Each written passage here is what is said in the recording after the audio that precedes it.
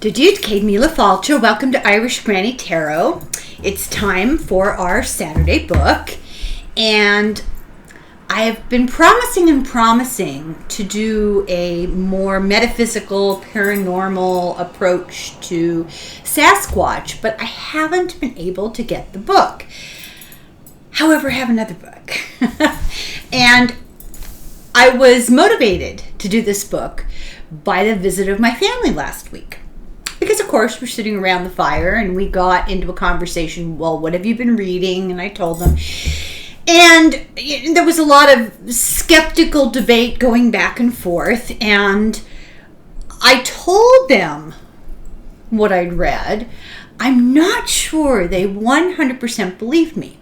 So this is for all the skeptics out there. Now, this is not me trying to convince you. But I'm, coming from a science point of view, I'm a big believer in collecting data, collecting evidence. And it's bad science to throw out evidence because you can't explain it or you don't like it or it doesn't fit your narrative. That's not good science. When you have evidence, and some might call it circumstantial evidence because it's just people talking about what they saw. I don't know what to tell you. Wait till you see this. Wait till you hear this. It's kind of mind-blowing. And this book is full of pictures and visual evidence that I can't show you because of this format. I'll try. I'll do my best. But if you like the stories, I'd say get the book. Talking about Bigfoot Nation by David Hatcher Childress or Childress. You might know this guy from, I think he's been on Ancient Aliens, and he's on a lot of those pseudo-documentary, pseudo-educational shows, which we know from our previous reading of American Cosmic are often manipulated. But I don't get the impression that this guy is really a hoaxer or attempting to fabricate. He's done a lot of really interesting books. I think he's just sort of an investigator. So let me see if I have any information about him here. No, but he's written about all sorts of ancient stuff, pirates, the Lost Templars, the Olmecs, which I think is really interesting. I believe those were the very early indigenous people of the Yucatan. And they made heads like the heads on Easter Island. If I remember, I could be wrong. What do I know? I never know what I'm talking about. So this book was written in 2018, and essentially it's a chronological history of reports, evidence, police reports, people going and having eyewitness firsthand accounts that maybe not necessarily reported to the police, but they were willing. Lots of newspapers, lots and lots of newspaper reports. Now, we all know newspapers can distort things. They can get a false story and run with it, and then it spreads like wildfire. Some of these people who wrote the articles went to the place and saw for themselves. So let's just start, because this is a really fun book. It is a mind blower. Doesn't stretch your mind as far as having to think too hard. Thank God. And I thought it would be a nice lighthearted sort of intriguing departure from the Yeti in Washington, D.C. Thank you, Dr. Lena. So the introduction is chapter 1. It's called Introduction to Bigfoot Nation. And there is a quote from the illustrious Mark Twain, who, by the way, I believe I was telling somebody yesterday, in light of what I talked about yesterday, was quoted as saying, I've never actually met a Christian. Okay. Mark Twain says, "When we remember that we are all mad, the mysteries disappear and life stands explained." So, chapter 1, Introduction to Bigfoot Nation. There are overwhelming numbers of reports from North America, mostly Canada and the U.S., although there are some from Mexico, some in the deserts of Mexico, And there are some from the Arctic.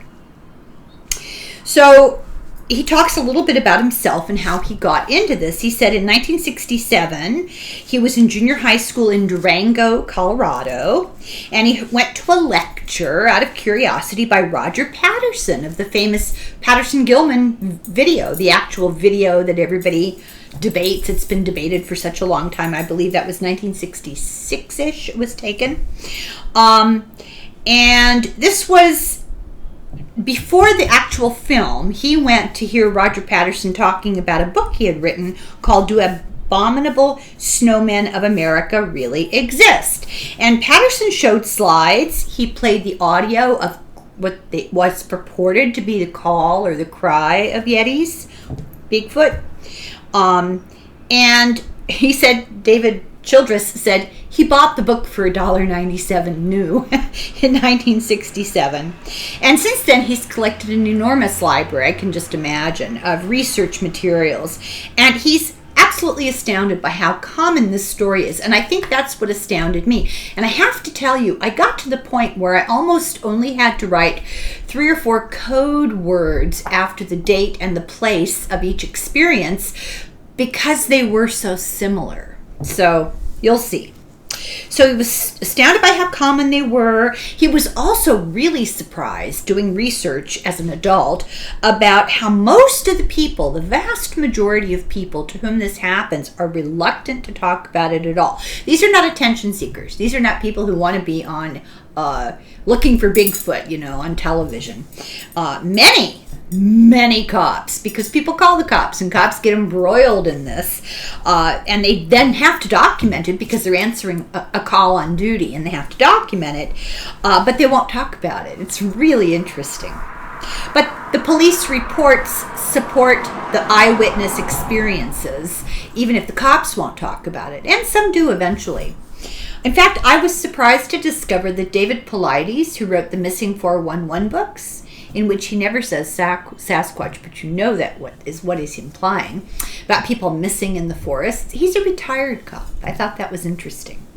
So this is an historical overview, and although he does speak or refer to some indigenous people, some Native Americans, and some indigenous mythology, because a lot of this stuff happens near or on reservation areas.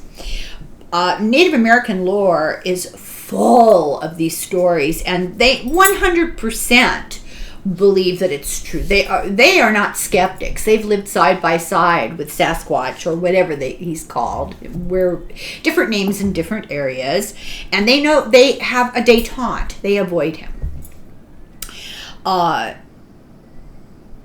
They do things in groups often. It was sort of a convention. If you go out in the woods, you do it in groups because there's safety in numbers. White settlers were often originally in isolation. They were, going into the wilderness, Daniel Boone, into the woods and building a cabin where there's nobody for hundreds of miles sometimes. And Bigfoot, we're just going to talk about this like it's a thing because it's too hard to be qualifying it every time I mention it. Bigfoot has been deprived of wilderness and forage and animals that it eats, but it adapted and saw farms and homesteads as sources of food, their crops, their orchards, their livestock. So newspapermen loved Bigfoot stories because they sold papers and they would jump on them. And when the law enforcement wouldn't take people seriously and the neighbors didn't take people seriously, often journalists would because it sold papers. So early on, and we're not discussing Native American lore. That's even before this. We're talking about white people. They called this entity the wild man or the grass man or the swamp booger or the skunk ape. All local terms. Sasquatch is a local term. It is specific to the Pacific Northwest of America and Canada, United States and Canada. And the word Bigfoot really did not come into use until the story we've read before in 1958, October. Jerry Crew, who had the big construction site, they were moving large equipment, bulldozers, tree removers, way into the wilderness. And this is in Bluff Creek, California. And they actually had people staying overnight and heard stuff, and then discovered equipment moved. There was a huge heavy ball of wire of some sort, like it was over 100 pounds, had been carried way up to the top of a mountain, and they found large prints. And because the prints were so large, Bigfoot. They were cutting a road near the Oregon border and the Hoopa Reservation. Now, David Pilates has written a book about all these stories around the Hoopa Reservation, which I got the book thinking it was going to be more metaphysical, and I'm not entirely sure it is. I'm still hunting. I just ordered a book from Thrift Books. We'll see. I don't know. I don't want to belabor this whole topic, so if everybody's sick of it, let me know. But anyway, Jerry Crew, the guy that was in charge of this construction group, said that he'd seen these feet before and he was prepared to cast them. He had bought plaster, and he actually got a photo from a distance of the Bigfoot and the cast, calling it Bigfoot. So it depends on the area. Pacific Northwest is the Sasquatch. In Arizona, there's a rim of mountains, and it's called the Mogollon Monster.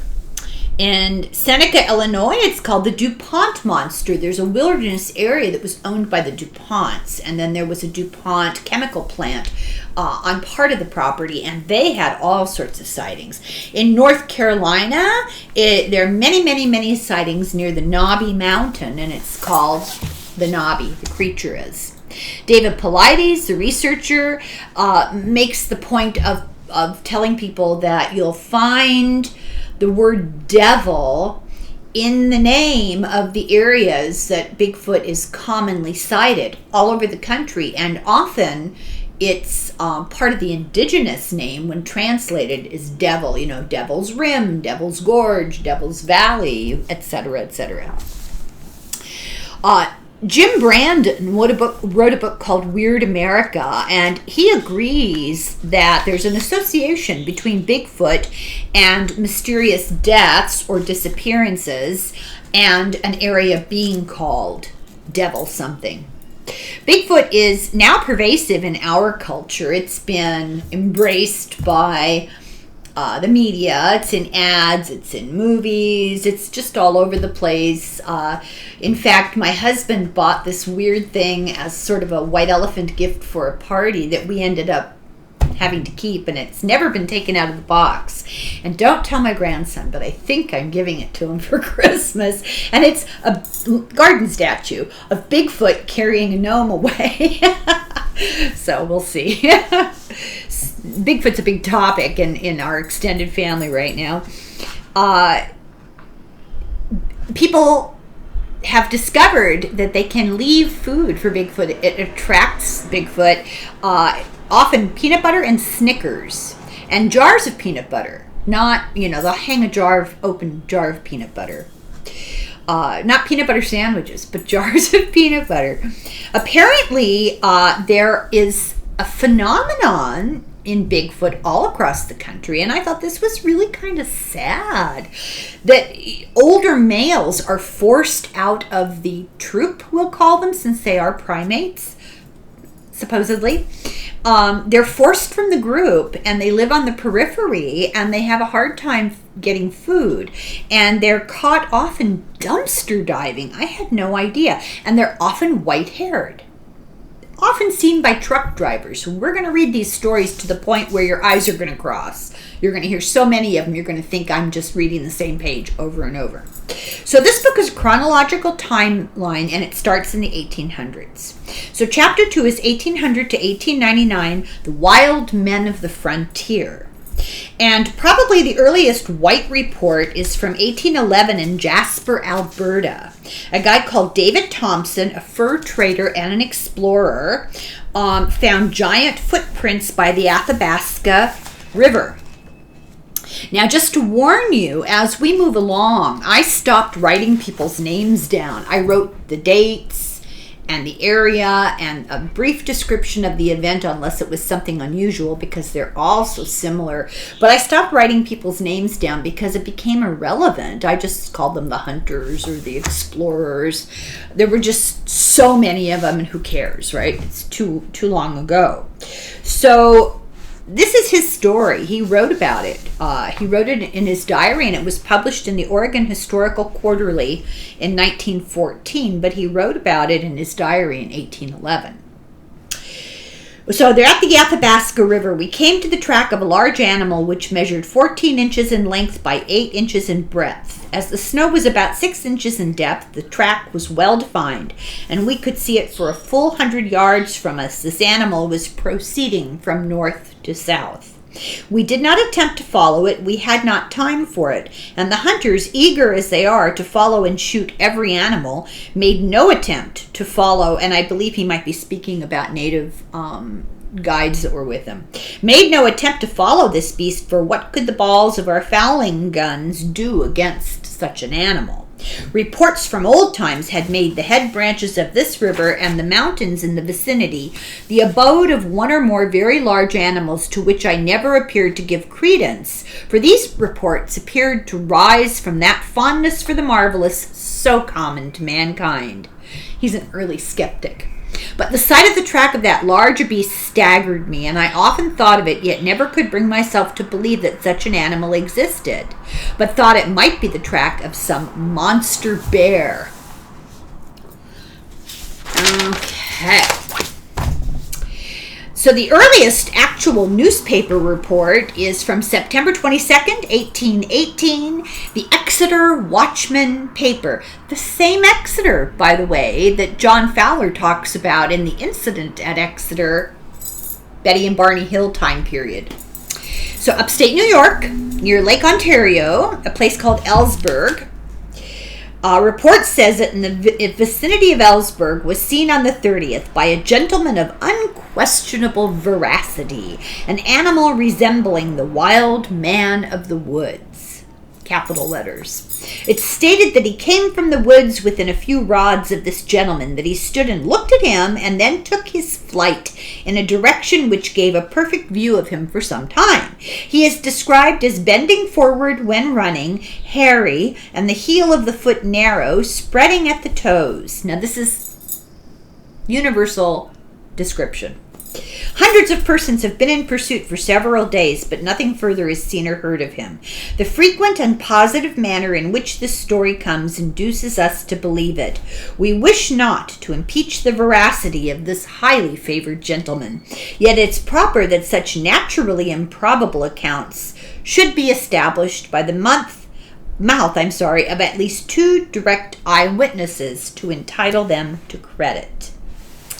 So they're trying to be fair. 1839, LaPorte County, Indiana. A wild child was seen repeatedly around Fish Lake, and it was reported in the Michigan City Gazette. It is reported to be about 4 feet high, covered with a coat of light chestnut-colored hair. It runs with great velocity. That's a very common thing. And when faster than people can run, in other words. And when pursued, as has often been the case, it sets up the most frightening and hideous yells and seems to make efforts to speak. So 1839, from a distant lumber camp in the upper Mississippi, at the upper Mississippi River from northern Wisconsin, there's a claim that people captured what they called an American orangutan with 2 small cubs. This is rather a sad story. The lumber camp was working on new pine forests that were recently ceded in a treaty with the Sac and the Fox Indians in 1838. That's the name of the treaty, the Sac and Fox Indian Treaty of 1838. And they gave them this land. Well, this land, maybe they did this intentionally. This land was salted with Bigfoot. And they found one with two small ones. And some loggers were spending the winter over at the logging camp, and they went hunting for wolves and saw a huge monster like a man, covered in hair, frightful, and the natives confirmed that the creatures lived in the area. I think it's really funny. They sold them Sasquatch country. The natives said that they lived in the area but were harmless and always fled from people. They saw them through a telescope, and they described them as about 9 feet tall, athletic, like a beast, but upright like a man on 2 legs. When approached to catch, the beast let out a cry that made the forest ring. That's that infrasound. Followed by hours and hours, and it finally escaped. The capture party accidentally re-encountered it later, cornered it, shot it in the leg, and captured it. In the night, they caught the 2 cubs who showed up looking for their mother, and they were taken. The beast refused to eat or drink for days, and eventually it broke down and did. It became withdrawn and sullen. Its legs were bent like a dog's, kind of. It had extremely long arms. It was covered in a hairy hide. It had fingers and toes in bunches. It does not seem to walk on all fours. Head is covered with long hair like a horse's mane. It has a bamboo mouth, and it is carnivorous. It's not the only one captured, and there are many, many newspaper stories from the frontier about these things being captured. That was one of the debates I had with my son-in-law. He said, well, how come, and my daughter especially, how come if this is such a real thing, they never find a body, they never find a skeleton, and they never find Bigfoot poop? Well, just you wait. Others were seen frequently in Ohio and in the Mississippi River valleys. In 1847, a guy called Paul Kane, an artist who was traveling around painting, wrote a book called The Wanderings of an Artist. On March 26, 1847, he said he arrived at the mouth of the Cattle Poodle River, 36 miles from Vancouver, Washington. I stopped to make a sketch of the volcano Mount St. Helens, distant, I suppose, about 30 or 40 miles. This mountain has never been visited by either whites or Indians. The latter assert that it's inhabited by a race of beings of a different species who are cannibals, whom they hold in great dread. These superstitions are taken from a man who they say went into the mountain with another and escaped the fate of his companion, who was eaten by the skookums, or evil genii. I offered a considerable bribe to any Indian who would accompany me in its exploration, but could not find one hardy enough to venture there. In 1851, in Greene County, Arkansas, hunters saw a herd of cattle being chased by a gigantic creature, like an ape or human, covered in hair. In 1850s, John Weeks, let's see what page is this, page 29. John Weeks tells the story his grandfather told him, who had been a prospector in California's Mount Shasta. My grandfather prospected for gold in the 1850s throughout the region, described as being the home of the snowman. Upon grandfather's return from it to the east, he told stories of seeing hairy giants in the vicinity of Mount Shasta. These monsters had long arms but short legs. One of them picked up a 20-foot section of a sluiceway and smashed it to bits against a tree. Mining operation. When grandfather told us these stories, we didn't believe him at all. Now, after reading your article, he's talking to a journalist, it turns out he wasn't as big a liar as we youngsters thought him to be. In 1868 in Alabama, somebody talks about sighting a skunk ape near Meadville, by men who were hunting with dogs. They found tracks which they followed and discovered that the creature was walking on two legs. They saw it in the distance. It had a long body hair, and it had big canines, almost like tusks. It killed one of their dogs, and then it swam the river away from them. In 1869, a gorilla in Ohio is an article in a local paper in Gallipoli, Ohio. On January 23rd, 1869, somebody spotted a gigantic hairy monster. It attacked a carriage. It attacked the driver. There was a huge fight, and it almost killed the driver of the carriage, but the man's daughter hit it repeatedly with a rock, and it fled. In 1869, in Arcadia Valley, Arkansas, there were many sightings near cabins, especially when the men went away, and there were only women and children at home. They called it the wild man or the gorilla. It was called Old Chef. It was repeated visitations by the same one. It was hunted by 60 men. And it sort of disappeared for a while. Eventually it came back, but it disappeared when they went out hunting for it. In 1869, in Grayson, California, a man hid and watched Bigfoot come to his campfire. He noticed things were disturbed in his camp. So he pretended to leave and he laid in wait. And this Bigfoot, first he heard a shrill whistle, common report. Then he saw this 5-foot, big, strong, ape-like man thing with long arms, short legs, small head, no neck, long hair, brown and cinnamon. He watched it whistle and play with the fire, taking a stick, catching it on fire, scattering fire around, and throwing it.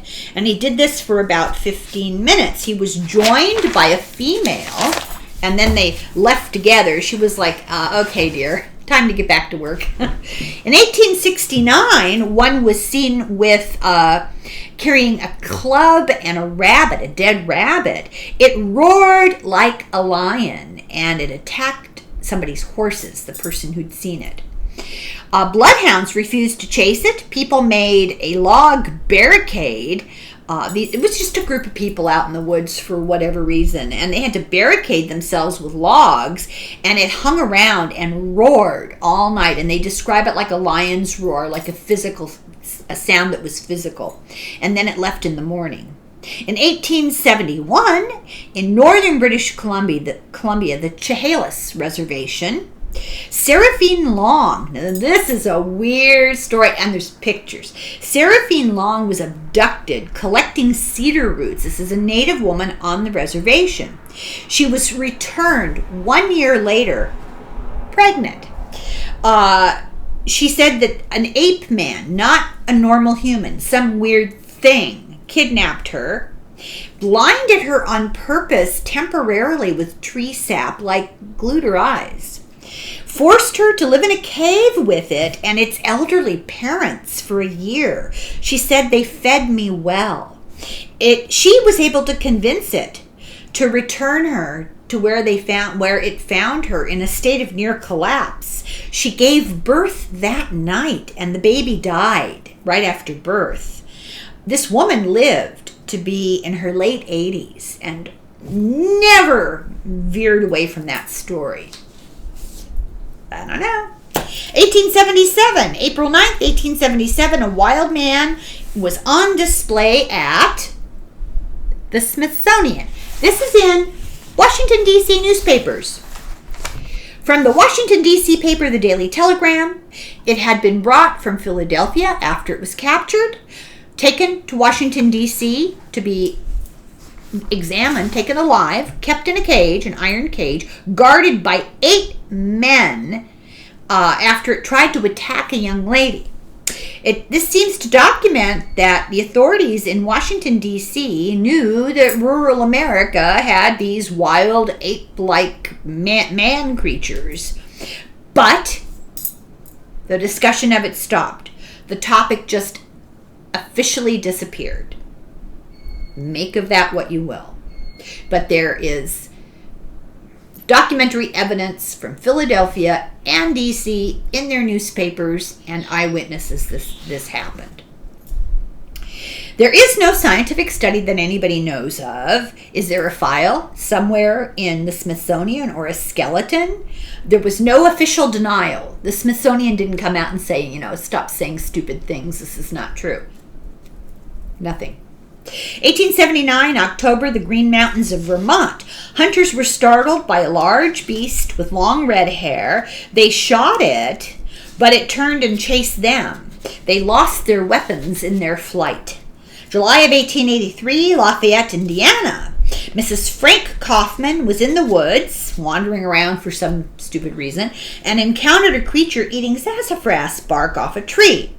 It was a female, had long hair on its head, short gray hair on its body. 100 men chased it, and it got away from them by swinging by the arms through the trees and escaping into a swamp. 1883, 1884, Spuzzman, British Columbia. A Sasquatch was killed. They killed one at a railroad camp. It had been stealing meat for the crew. It was caught by a rope on the neck, and it tried to jump away, and it fell and broke its own neck. A native chief came and said that they had great respect for these creatures, and he took it away. Which I think I'll insert here, but we're going to find out later. There have been many instances of skeletons found, and when they're reported to the authorities, the closest native reservation is contacted, and they take the bones to bury them. I don't know if that's like an official policy. Nobody says. It's just that's done. And it's not made a big fuss of unless the person who finds the bones goes to a journalist. It's all very sub rosa. In 1884, Yale, British Columbia, a small ape-like creature was found called Jacko. It was found injured on a railroad line near the city of Yale. It had fallen off of a cliff and injured itself. It was a gorilla-type creature, 4 foot 7 inches, 127 pounds, so it leads you to believe it was young. It had hair all over its body. They tied it up in the baggage car, and they exhibited at the local jail. So, 1885, near Lebanon, Oregon, the wild man was seen covered in hair, seen eating a dead deer. 1891, northern Michigan, a giant hairy man, ape creature with very long arms, killed a dog with one hand, and it was able to jump about 23 feet in one stride. 1893, Teddy Roosevelt, that name might be familiar to some of you, was a wilderness hunter. In the Wilderness Hunter, which is a publication, retells a Bigfoot story from a German trapper in the Bitterroot Mountains of Idaho and Montana border. The trapper had heard about the Bigfoot from natives. They'd warned him. He went to the area where this guy, who ignored the natives, had been half-eaten by a beast the year before, and set up camp in a glade. This German trapper did. So he goes to investigate an area where a report of somebody had been eaten the year before. Like that's where I want to take my vacation. So he heads off to this place and sets up camp. He leaves his stuff, and when he returns, he finds his camp is all tossed over, and finds the tracks of something on 2 legs. He was awakened in the middle of the night by a horrible odor, almost universal. He saw a dark figure, didn't know what it was. He shot at it and scared it off. And the next day, he returned from checking his traps to find his camp torn up again. He stayed up all night with a huge fire. The figure appeared again on a distant hillside and carried on noise for several hours. The next morning, the German guy decided to leave. He collected his traps, and he and the friend he met up with, because this is like a group of trappers, and they all went different directions. So he was on his own during all this, but then he reunited with another guy, and one of them said, well, I'm going to go get traps over here. You go you pack up your camp. And while they were doing that, he, our friend the German trapper, went to get the traps, and the other guy was packing up, and when the German trapper came back, his friend was dead and had fang marks all over him. Not bear-like. And there were these weird, large footprints all around. The trapper abandoned everything except his rifle and fled back to where their horses were parked, and he rode all night to get away from this. 1890, and this is Teddy Roosevelt is the hearsay witness to this. 1894, Dover, New Jersey, January 8th, 1894. A wild man, very hairy, was seen in the woods. He was 6 feet tall. He was trying to get into houses, and the hunters were never able to track him down. In 1894, again, in Deep Creek, Kentucky, so New Jersey, now Kentucky, a man-beast was stealing farm animals, livestock. And he was seen. He had long white hair, and he wore a breechcloth. I don't know what that's all about. And the story is that he had a light coming from his mouth and eyes, that he kind of glowed. He was seen again. Now this thing, apparition, I dare I say it, was seen by different people in different places in the area stealing different animals. They shot at him, they chased him to a cave, but they couldn't even smoke him out of the cave. And he let off these unearthly yells, this, infrasound again, that scared the people so much they left. And infrasound does have an effect on the brain and does cause a fight or flight reaction.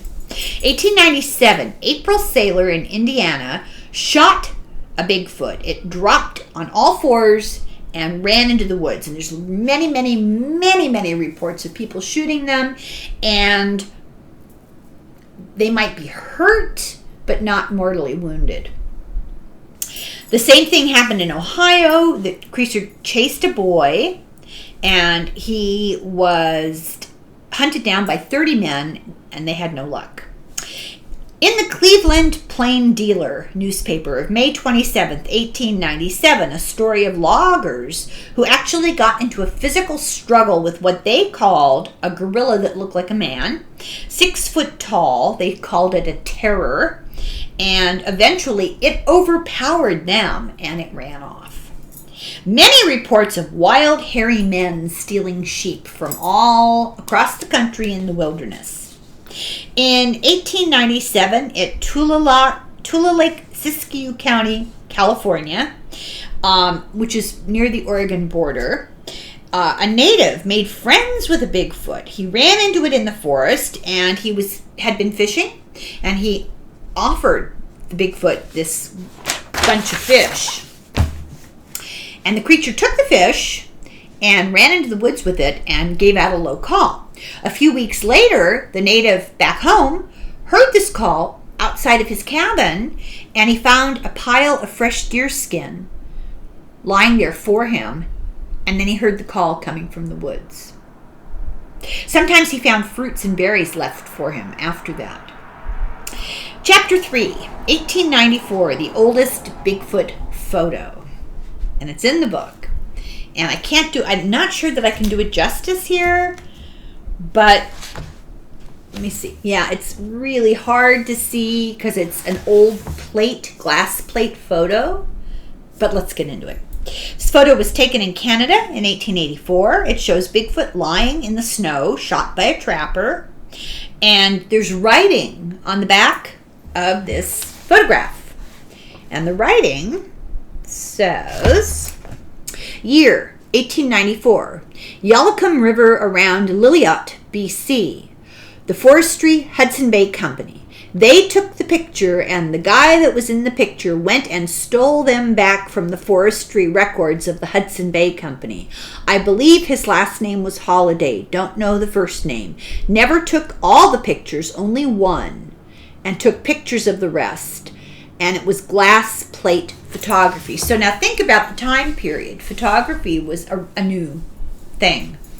And it was a big ordeal. You didn't just pose with your iPhone. You didn't even just snap your photograph. You didn't even just have a brownie. It was a big thing on a tripod. You had to put your head under a cover for the light, and the image was put onto glass plates, which were fragile. Nevertheless, they got a number of pictures. Only one is available because the Hudson Bay Company commandeered them, and the guy who took the pictures sneaked in and took one of them back. So Holiday is the guy who took several photos. They were kept by the Hudson Bay Company, and there's a lot of information in here about the Hudson Bay Company, which was a de facto government. We'll talk about it. And he stole one back. So the Hudson Bay Company owned 15% of the land in North America. It was called Rupert's Land. It was all the land that drained into the Hudson Bay, all the land that had rivers that went into the Hudson Bay. And it had been chartered by Prince Rupert I of the Rhine, the nephew of Charles I, and it was called originally the Company of Adventurers of English Trading. That was the original company. And its original headquarters was Fort Hayes, and it was a big elaborate fur. I mean, it's gross, I personally think, but they trapped and they got fur. And it was called the York Factory at this fort. And it was owned for 200 years. They still own many Canadian retail stores. I've been in them. They have their own archives, and they were the de facto government. They were the only authority for hundreds and hundreds and hundreds and hundreds of acres and miles and people. And in these archives, the question remains to be asked, do they still have these photos? The company specialized in fur, and the question is, do they have a Bigfoot pelt? Perhaps the pelt of the one that's picture was taken. It wasn't unusual for big shots in a company like this to commandeer the best stuffed bear, or it's also gross and grim. The author often asks, why are there never any pictures? Where are they? Where are the dead bodies? I mean, he's often asked this by people. I was asked by people the other day. He says, well, think about this logically. Now, we've done the book by the doctor Medved. I can't remember his Medford, whatever his name was, from Idaho, and the expert on primate locomotion. And he said, you know, you don't find the bodies of large animals in the woods when you go hiking. It's very unusual. You don't just run into a dead bear. You don't just run into a dead elk. You might eventually stumble on a skeleton of an elk or a deer really far out, but you're walking along a hiking trail, as most people do. You don't find dead animals usually. And it says there's several reasons. They get carried off by predators quickly. If they're injured and not quite dead, or they're sick and not quite dead, the animal instinct is to go hide. All animals do that. They go hide. And once they're dead, they decompose extremely rapidly. It has to do with the environment. It has to do with soil acidity, heat, the bugs, the bacteria around, and of course animal predation. Not much gets left, and what does get left gets subsumed into the dirt very quickly. It's sort of shocking. They've done studies. They have the Tennessee Body Farm, where people volunteer their bodies after they die, and they bury these bodies on this large acreage at random areas under different conditions to study what happens to people, so that when they're investigating a crime, they can tell how long the person has been dead. Was the body moved? Has the body been in water? What kind of animal activity was there? What kind of bugs? They can tell by the larvae of flies how many days you've been dead if you've been outside. It's really interesting. Anyway, I'm digressing. So you don't run into dead bears while you're out hiking, and why would the Canadian and the U.S. government or the Hudson Bay Company suppress this whole topic of Bigfoot? He suggests some reasons. It threatens religious beliefs. That's always a big one. It threatens conventional science. Photographing them is very difficult. As you'll see, a lot of the pictures in this book are blurry, they're at a distance. A lot of people don't think to photograph them. It's almost as though there's some sort of telepathic control. So many people say, I had my camera with me, I never thought to take a picture. I had my phone with me, I never thought to take a picture. I was frozen. So he researched the area near Lillooet. It's one of the oldest towns in North America, and by that he meant continually inhabited from the beginning of time. We're not talking white people, we're talking humans, all the way back. Now that sounded kind of funny. White people are humans some of the time. It's so old, this town, that people don't know how long it has been consistently inhabited, but it's been continuously inhabited for at least several thousand years. And it attracted seasonal populations of natives because a lot, as we knew from the book we did on the broader history, populations moved around. They often followed, they were, part of the year they were sedentary and part of the year they followed crops, wild animals, salmon. So they moved around and they would come here and camp. But their culture left Bigfoot alone. White trappers would not because, so the question is, did the Bigfoot in the picture come to this area for the salmon? Because that's the time period that the picture was taken, salmon time. The North American government suppresses all sorts of things, but other cultures don't necessarily. In Nepal and Bhutan, they promote Yeti Yeti tourism. They don't discount it or dismiss it. They capitalize on it, but they actually believe that it's a real thing. And they have laws, national laws, to protect the welfare of Yeti. You can't shoot at one or hurt one or invade their personal space. It's a national law. So, chapter 4, the 20th century begins, 1900 to 1950. How are we doing for time? Okay. There is a quote here, page 61. Let's see here. When the going gets weird, the weird get going. Hunter Thompson. I just like that. So many Bigfoot stories come from British Columbia and Alaska and the Pacific Northwest, including Northern California, because the natives saw and recorded what they saw. In the spring of 1900, from Thomas Bay, Alaska, which is in the southeast panhandle, there's a story published in a book, The Strangest Story Ever Told, and Raincoast Sasquatch, so the stories are in both books, about this very remote area. A guy called Harry Culp and 3 other guys, John, Fred, and Charlie. Charlie, now, I had to keep track of these guys for some reason. I went to the trouble of keeping their names, so it gets confusing. So Charlie, in the book, says, swimming up the ridge toward me from the lake were the most hideous creatures. I couldn't call them anything but devils, as they were neither men nor monkeys, yet looked like both. Their bodies were covered with long coarse hair, except where the calves and running sores had replaced it. Each one seemed to be reaching out for me and striving to be the first one to get to me. The air was full of their cries, and the stench of their bodies made me feel faint.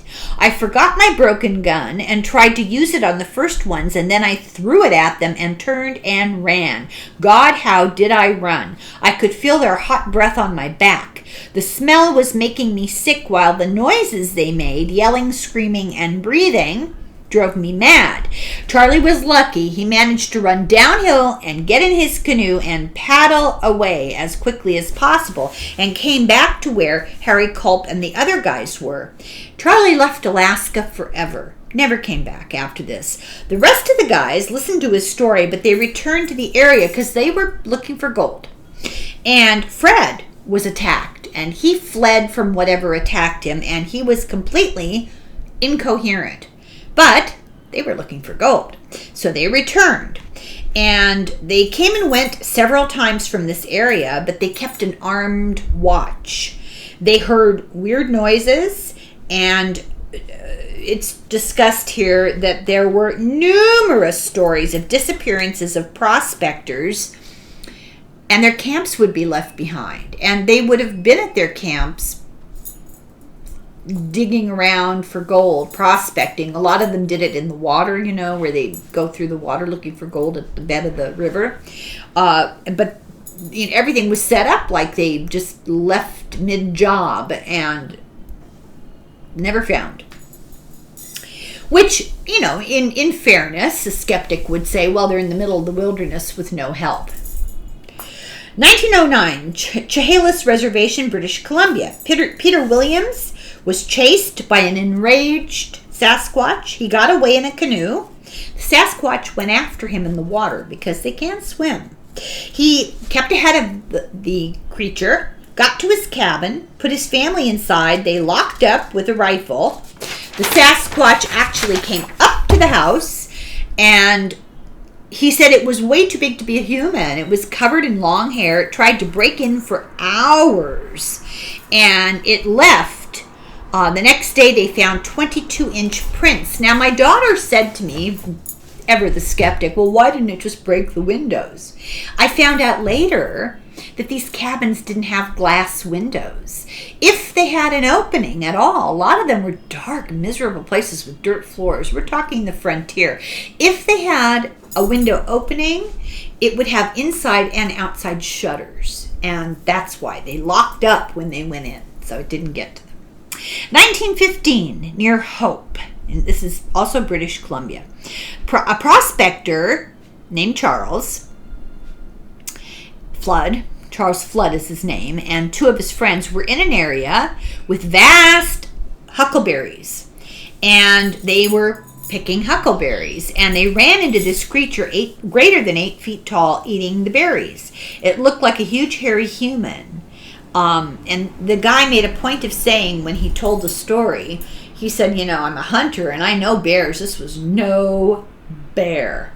1919, in Hotsick, British Columbia, a guy called Charles Victor was swimming with friends, and when he got out, he discovered a Bigfoot behind a rock, sort of spying on them. And when they made eye contact, the Bigfoot walked away into the woods. 1924, Albert Ostman. He never told this story until 1957, but it happened to him in 1924. He was doing work in British Columbia when he took a break to go prospecting for a little gold. And he was picked up in the middle of the night in his sleeping bag with his rifle and carried up a hill, really far up a hill, and put on the ground where there were 4 Bigfoots. And he couldn't understand, what was going on. They didn't hurt him, but they carried him, sleeping bag and all, up this hill. And he didn't know what they wanted him for, but they kept him for a while. And the largest male got sick on stolen snuff that he stole from another campsite. And when that large male got sick, this guy escaped. He fled. July of 1924, Kelso, Washington. In a remote cabin near Mount St. Helens. This area was later called Ape Canyon. 5 miners ran into 4 guerrilla men. They shot at them. They killed one, but the body rolled off a cliff way far down and they couldn't get it. Some miners were locked into a cabin and they were attacked with rocks, and there was screaming all night. They saw a 7-foot tall, hairy creature with long arms, and this was published in an article in the Portland Oregonian. In 1926, the word Sasquatch was developed by a guy called John Burns, who was a white teacher on the Chehalis Reservation, and it's sort of an Anglo form of a Chehalis word that means wild man. And he was told many stories that he recorded from the natives on the reservation. In 1927, pickers, were having a picnic near Chilliwack, British Columbia. And a couple decided to go walking on the railroad tracks, and they saw a figure approaching from the other direction. And finally, when it got close enough, they realized it was what they thought was a naked person, until they realized it was covered in hair. And they were paralyzed with fear. It does that. And eventually they picked up some stones and they threw it at 50 feet towards them. The creature stopped. It was twice the size of an average man with arms that went to the ground. He had huge eyes and a scary face, and the girl ran away while the guy threw rocks at it, and she quickly got to the picnic where everybody was and told this story in a rush to the people at the picnic. And the Indians that were present said the wild man was no doubt a Sasquatch, a tribe of hairy people who they claim have always lived in the mountains, in tunnels and caves. In 1928 in British Columbia, a woman was sick in bed and looking out the window. Now, keep in mind, even in 1928, these areas are extremely remote and underpopulated. And she said from her bed, "Send away the man lurking at the fence."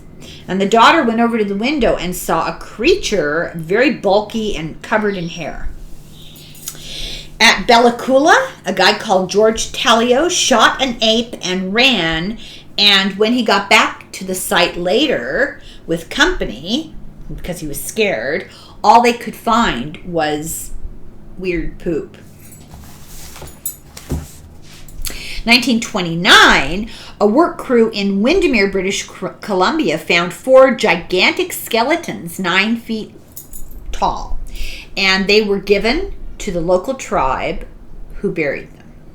1934, on the Chehalis Reservation, fishermen in a boat were bombarded with rocks from the cliffs above over the river, and they saw a huge hairy man who was extremely agitated. They cut their lines and paddled away. The salmon that they caught was stolen. Another guy in the same area checked why his dogs were barking and going crazy and saw a hairy giant, huge, who walked back into the forest on 2 legs. April 19th, 1934, in the Fresno Bee newspaper, 2 USDC medical students decided to do a first official expedition to get Bigfoot after reading about an article in Maclean's magazine. They didn't find anything. 1937, a ranch wife, that's her job, ranch wife, at Soyuz, British Columbia, was looking for rhubarb at an abandoned house near her ranch. And she came face to face around a corner with a Bigfoot. It was only 10 feet away. She said it looked just like a monkey, only it looked like a man. She ran. 1937, an 8-foot-long skeleton with a skull that was twice as big as a human skull was found in a trench that was being dug near Lillooet, British Columbia. That's that really old, thousands and thousands of year old town. They just reburied it. It was dug up again later, sent to the Provincial Museum in British Columbia in Victoria on Vancouver Island, and there it remains. 1941, a family in an isolated house on the Fraser River near Agassiz, British Columbia. The father was a railroad maintenance worker, so he was off down the railroad with the crew. The kids, 3, 5, and 7, were playing in the yard, which is basically the woods, the edge of the woods, saw Mom, there's a big cow coming out of the woods.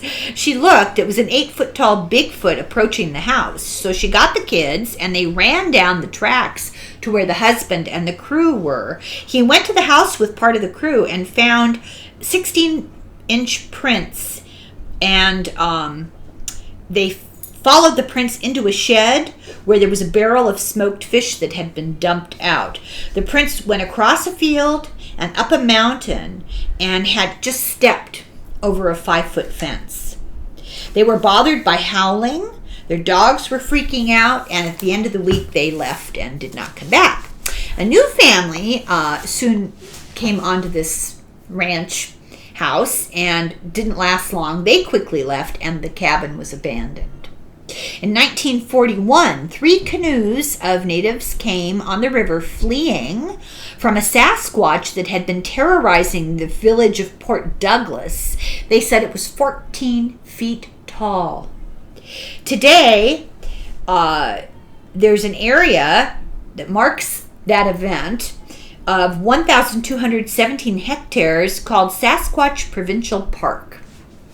In 1943, in Ruby, Alaska, John Meyer, the Dutchman, was attacked and saved by his dogs. He fled in a canoe to the nearest village, and he told the story and then died of internal bleeding. In 1943, in the summer, in Hope, British Columbia, near a place called Katz, a berry picker was attacked and beaten by a Sasquatch. Other villagers were able to save him, but he had a permanent arm injury, and they described a small Sasquatch. Vancouver Island, British Columbia, a couple driving on an old logging road met 2 creatures with huge feet, 6 feet tall, bushy eyebrows, wide flat noses, looked like ape men. 1948, a Sasquatch chased a guy on a bicycle for 7 miles into the Chehalis Reservation, and it was 8 feet tall, covered in hair. 1949, a woman in a house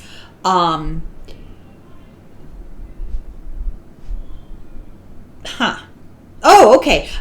Woman on a horse. A woman on a horse felt she was being stalked. She got off the horse, but the horse refused to go forward. So she left the horse where it was standing and investigated, and came upon a creature walking on 2 legs, covered in hair, 8 feet tall, with a flat face, no snout.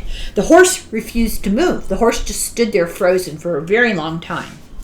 1949, a guy saw a gorilla near Vanderhoof, British Columbia, while driving down a highway. He told the police, and he thought it was a gorilla that had escaped from a zoo or something, but he did make a police report. And I'm going to stop here. This is a good place to stop because it's the end of the chapter. So that's the end of video 1. We'll begin video number 2 with chapter 5. And I hope you're enjoying this. I hope it doesn't get tedious, because these stories do become a little bit repetitious. But I think the point being made is this is not a rare occurrence. This is common in some areas of the country, and the stories are remarkably similar. There is evidence, has been seen, photographs have been taken, people have been killed, but radio silence from the authorities. So with that, I will upload this and start making video number 2. And slung foil for the moment.